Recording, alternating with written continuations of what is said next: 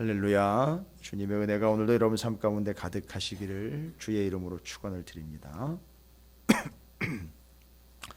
하나님의 말씀에 대한 우리의 믿음이 참 변함이 없는 것은 이유는 다른 게 없습니다. 말씀이 계속 말씀을 붙잡게 하기 때문입니다. 오늘 본문의 말씀들은 이어지는 말씀들과 내용들이 계속해서 뭐랄까요? 쌓여간다라고 이야기를 해야 되나요? 어쨌든 그 하나님의 말씀이 더 깊어지면서 이제 우리가 삶에서 겪게 되는 일들까지도 이제는 말씀의 관점으로 바라보게 한다라는 겁니다. 오늘 65절부터 72절까지의 시편의 말씀은 고난이라는 단어가 등장을 합니다. 그러니까 이 사람이 열심히 하나님의 말씀을 붙잡는 사람인 것은 분명하거든요.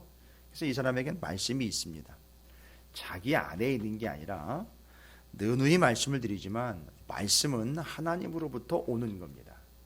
그러니까 아무리 공부를 해서 내가 말씀을 채워놨다고 하더라도 그것 가지고 속된 표현으로 울거먹는 게 아닙니다. 어느 정도 공부를 했고 어느 정도 성경을 몇 구절씩을 암송을 하고 있든 알고 있든 그걸로, 죄송합니다 표현이 그러면, 그걸로 벌어먹는 게 아닙니다. 그걸로 울고서 먹는 게 아니에요.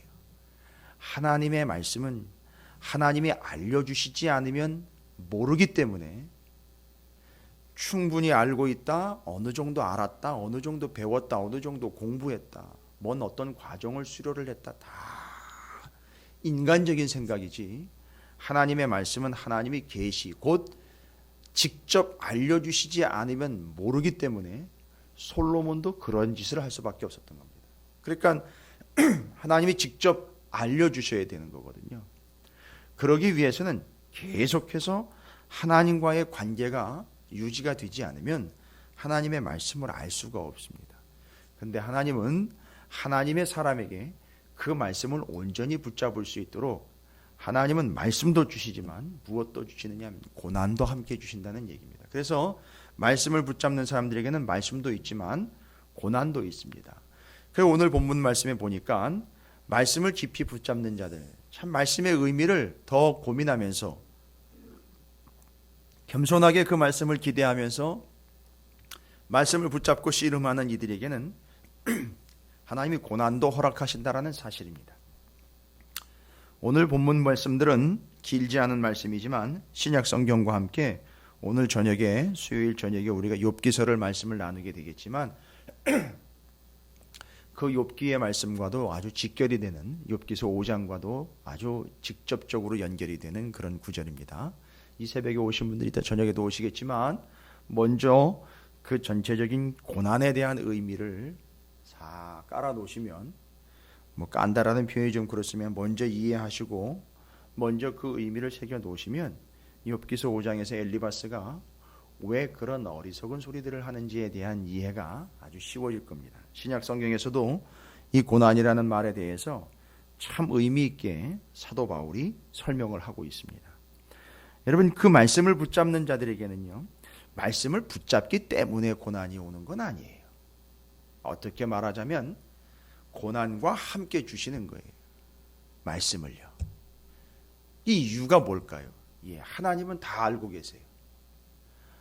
어떤 배합으로, 어떤 비율로 고난과 말씀을 주면 이런 일이 발생된다는 거죠. 고난이라는 말은요, 고난이라는 말은 사람의 입장에서 좀 이해한 말이긴 하지만 히브리어로 아나라는 말입니다. 아나. 고난이라는 말은 히브리어로 아나라는 말인데, 이건 사람 입장에서 보면 고난에 대해서 뭐라고 이야기를 하는 거냐면 압박을 하고 누르고, 그렇죠, 인간 입장에서는 괴롭힘을 당하는 것일 수도 있고요, 그리고 학대받는 것일 수 있고요, 이런 의미입니다. 무슨 얘기냐 하면 그 압박과 그 누름과 괴롭힘을 당하다 보면 바로 다른 것을 의지하게 돼버리는 그런 상황으로 몰고 가는, 그걸 고난이라고 얘기를 하는 거예요. 그러니까 사람 입장에서 보는 거예요. 사람들 입장에서 그 사람에게 고난이 닥치지 않습니까? 그러면 그것 말씀 말고 다른 걸 붙잡도록 압박을 당하는 것 같은, 그런 의미로 고난을 이야기를 해요. 이건 철저히 사람들, 이 세상의 입장에서 고난을 본 것이고요. 하나님 입장에서 고난은 무엇이냐? 고난이라는 게 어떤 배열을 이끌어 가느냐에 따라서 말씀과 함께요. 제가 어제 들은 말씀이긴 한데 참 재미있는 말이면서 의미 있는 말이기 때문에. 그러면 소금이 화학 기호로 하면 NaCl입니다. 무슨 얘기냐면 나트륨과 염소. 근데 이 나트륨하고 염소는 따로 떼어 놓으면 독극물입니다. 아주 심각한 문제를 발생시키는 화학 물질입니다. 바로 이 나트륨과 염소가 그렇습니다. 근데 이게 두 개가 이렇게 합쳐지면 NaCl 곧 소금이 돼요. 그러니까 지금 여기서 말하고 있는 이 고난과 말씀이라는 걸 어떻게 이해를 하셔야 되느냐 하면 바로 하나님은 그 고난과 말씀이라는 걸 통해서 참으로 유익하고 온전케 되고 없어서는 안 될 것을 만들어내시는 하나님의 조합이 바로 고난과 말씀이라는 겁니다. 이걸 로마서에서 이제 합력하여 선을 이룬다라는 표현으로 다시 한번 표현을 하고 있고요.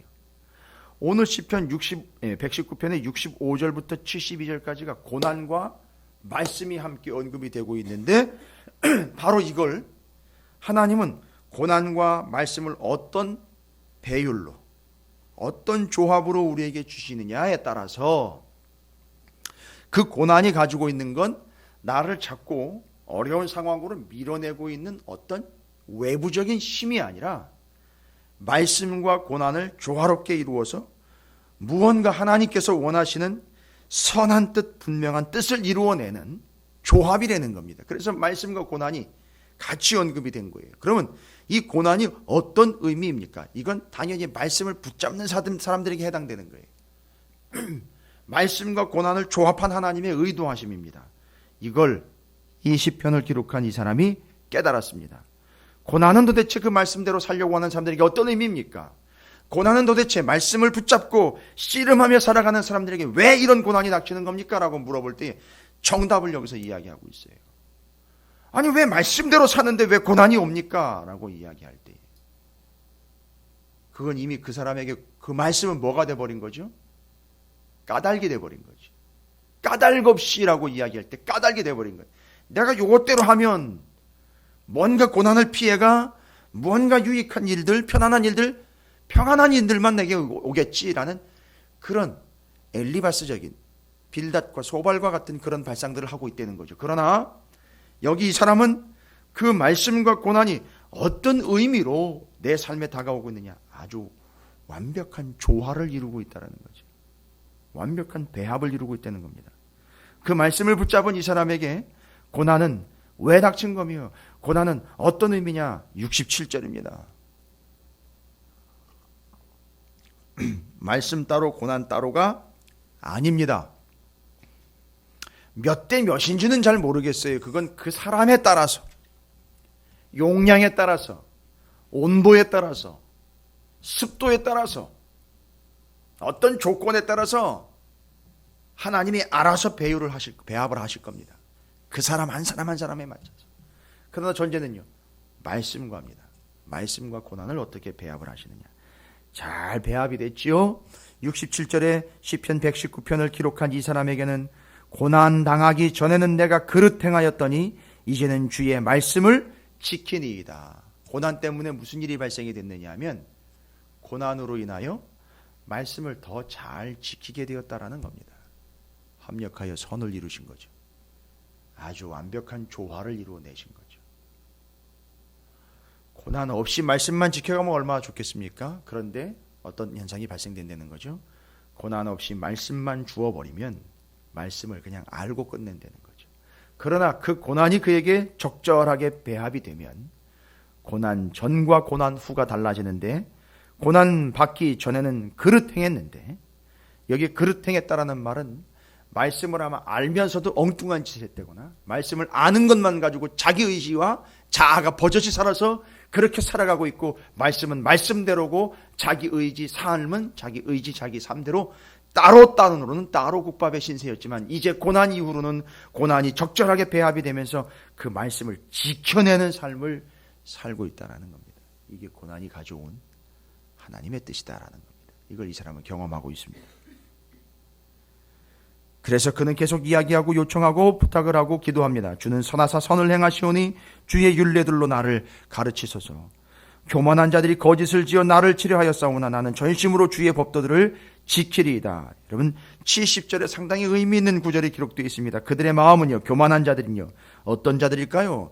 말씀과 고난이 배합되지 않고 교만하여 말씀대로 살려고 하지 않는 이들은요, 기름기가 잔뜩 껴가지고 그 해석을 밑에다가 달아놨어요. 마음이 둔하여 기름에 잠김 같다. 기름이 끼어가지고 뻑뻑한 겁니다. 여러분께서 뭔가 음식을 하실 때에도 그렇고 뭔가 할 때도 그렇고 음식을 먹고 난 다음에도 그렇고 그 고기 기름들이 엉켜 있는 모습들을 한번 생각해 보십시오. 뭔 얘기입니까? 바로 이거예요. 고난, 말씀, 그것이 없이 자기 멋대로 살아가고 있는 이들의 특징이 뭐냐면 그렇게 기름기가 껴서 뻑뻑해 움직일 수도 없이 그냥 삐걱삐걱대는 그런 영혼들이라는 겁니다. 그러나 그 하나님의 말씀을 즐거워하며 그 고난과 함께 그 말씀을 붙잡고 있는 이들은요, 절대 기름기가 낄 리가 없다는 겁니다. 아주 원활하게 돌아간다는 얘기입니다. 힘든 것 같은데 잘 돌아간다는 얘기입니다. 아주 기가 막힌 조합을 이루어내셔서 기름이 끼지 않게 적절하게 하나님께서 잘 배합을 하셔가지고 말씀과 고난이 너무너무 윤활유 마치 발라놓은 것처럼 잘 돌아간다는 겁니다. 그리고 고난은요, 그 전과 그 이후로 말씀을 붙잡는 사람들에게 어떤 특징이 임하게 되었느냐. 71절에 고난당한 것이 내게 유익이다. 이로 말미암아 내가 주의 율례들을 배우게 되었나이다. 주의 입의 법이 내게는 천천 금은보다 좋으니이다. 어떻게 된 것이죠?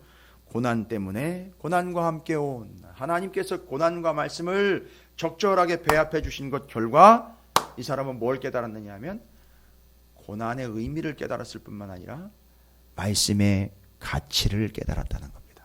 말씀이 얼마나 가치 있고 소중한 건지 여기서 얘기합니다. 천천의 금은보다 가치 있고 좋은 것임을 깨달았다는 겁니다. 고난이라는 건요, 그 전과 그 후로 나눌 수가 있습니다. 말씀을 붙잡은 그 사람에게는요, 고난이라는 것은 그 전에는 말씀을 아무리 알아도 말씀을 모르는 채도 당연하겠지만 말씀을 알아도 알매도 불구하고 아는 것만 자랑을 하면서 지식적으로나 이미 자아가 곧대로 고집스럽게 자리를 잡고 있는 그에게는 그 이전에 고난 이전에는 그 하나님의 말씀을 말씀으로 지키는 것이 아닌 자기 자아를 지켜내는 영혼이었다면 고난 이후로는 그 말씀을 말씀대로 지키는 계기가 되었다라는 겁니다. 그리고 그 고난 이후로는 그 말씀의 가치를 너무너무 소중하게 발견하게 되었다라는 겁니다. 그래서 이것과 관련된 고난의 의미를 이따 저녁에도 이 구절은 또 다시 언급돼야 되는 구절입니다. 사도 바울이 각각 골로새서와 빌립보서에서 고난에 대해서 이야기합니다. 여러분, 빌립보서와 골로새서 이야기하면 옥중서신입니다. 고난 중에 있었던 바울이 기록한 서신. 거기에 고난에 대해서 뭐라고 이야기하냐면 감옥에 갇혀 있었던 사도 바울이 고난에 대해서 골로새서 1장 24절에는 이렇게 얘기합니다. 나는 이제 너희를 위하여 받는 괴로움을 기뻐하고 그리스도의 남은 고난을 그의 몸된 교회를 위하여 내 육체에 채우노라. 고난을 채운다는 겁니다. 이게 무언가 고민을 많이 해봤는데 바울 정도면은요 말씀을 충분히 채웠지 않습니까? 시편 오늘 부분을 연결을 해서 설명을 하면 말씀을 채운 만큼 고난도 채워 이것이 조화를 이루어 마치 소금을 만들어내듯 나트륨과 염소가 따로따로 노는 게 아니라 NaCl 소금을 만들어내듯 합력하여 선을 이루는, 그래서 온전하게 주 예수 그리스도의 고난을 내게 내 몸에 채운다. 예수 그리스도의 고난, 내가 그리스도의 몸된 교회거든요. 내가 하나님의 영이 거하시는 성전이거든요. 여기다가 채운다는 겁니다. 그래서 고난을 채워 온전케 되는 것, 예수 그리스도를 본받는 것, 예수 그리스도의 장성한 분량에까지 이르게 되는 것. 빌립보서 3장 10절에서는 또 그렇게 얘기를 합니다. 내가 그리스도와 그 부활의 권능과 그 고난에 참여함을 알고자 하여. 고난은 채우는 것이고 고난은 참여하는 겁니다. 누구에게요? 말씀을 붙잡은 사람에게 그렇습니다. 그래서 하나님은 그 말씀과 고난을 그렇게 배합을 하십니다. 그래서 NaCl이 소금이 되듯 우리 인생이 그 고난과 말씀이 조화를 통해서 온전한 하나님의 사람으로 만들어가는, 하나님이 합력하여 선을 이루시는 것이 우리의 삶에서, 내 안에서 지금 일어나고 있는 일들입니다. 그래서 말씀과 고난을 하나님이 하나님의 배합에 의해서, 하나님의 배율에 의해서, 하나님의 조화에 의해서 내 삶에서 함께 가고 있다는 사실입니다. 그래서 그 이후로, 고난 이후로 말씀을 제대로 지키게 되었고, 고난 이후로는 그 말씀의 가치를 알게 되었다라는 게 오늘 65절부터 72절까지 본문의 내용입니다. 무엇을 통해서였죠? 고난과 말씀의 조화를 통해서입니다. 고난도 주셨고 말씀도 주셨습니다. 그것이 우리에게 임한 의미입니다.